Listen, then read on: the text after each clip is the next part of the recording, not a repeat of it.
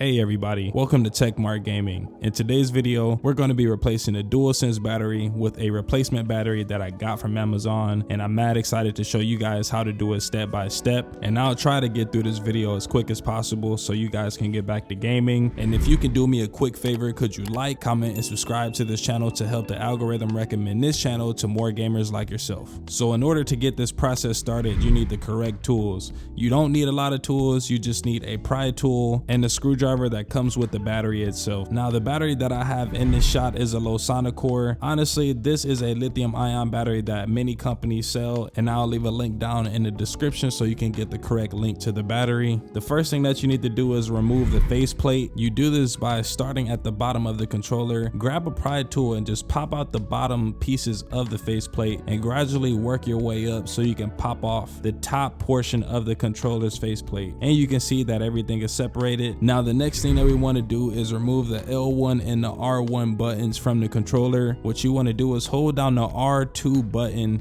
and pop out the R1 button with the pry tool, and do this with the other as well. Next, you're going to grab the recommended screwdriver that comes with the battery replacement kit and unscrew the top screws of the DualSense controller. These are where you popped out the L1 and the R1 buttons. Now don't lose those screws, put them to the side so you can always remember where they are. Next, you want to flip the controller to the bottom side of the DualSense and remove those screws the exact same way that you did to the previous screws. Always remember, righty tighty, lefty loosey. Then you're going to grab a pry tool and separate the controller further. You can see that the controller might have some dirt left in the crevices, and that's completely fine. There's a lot of grease that comes off of our hands when we're playing the game. Next, you're going to go ahead and get to the middle of the controller and remove these two clips on each side of the controller. Now you should be able to remove and separate the controller's back panel to expose the battery itself. Now you want to make sure that the model number on the original battery is the exact same as the replacement battery. So as you can see, this says LIP1708. All right, so we're going to remove the battery by removing this connector here. All you have to do is lift the battery and gently pull on the connector until it's released. Then you want to grab your replacement battery, unwrap it from its packaging, place it inside of the controller correctly, and simply connect the newer connector into the controller, and voila,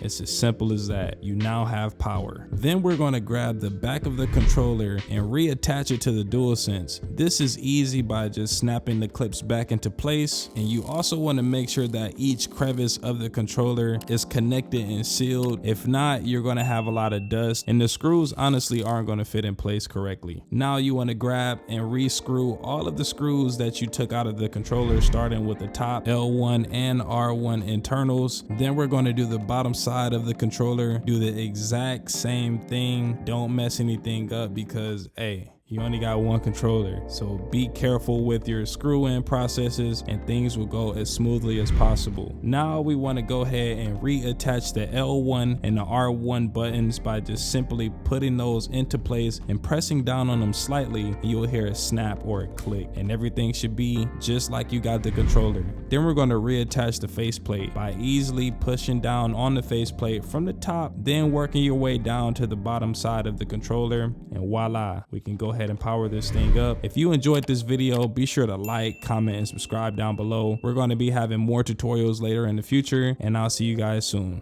Take care. Deuces.